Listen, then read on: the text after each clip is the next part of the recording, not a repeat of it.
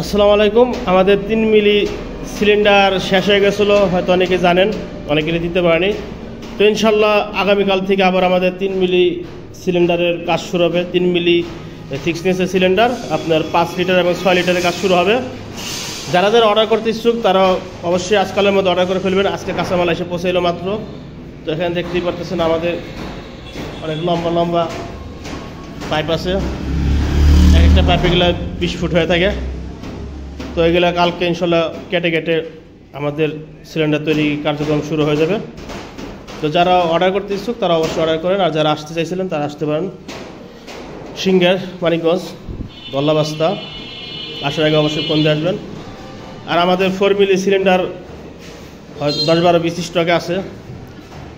এর পরবর্তী 4 মিলি সিলিন্ডার শেষ হয়ে যাবে। কেউ যদি 4 মিলি সিলিন্ডার নিতে চান সেগুলো নিতে পারেন।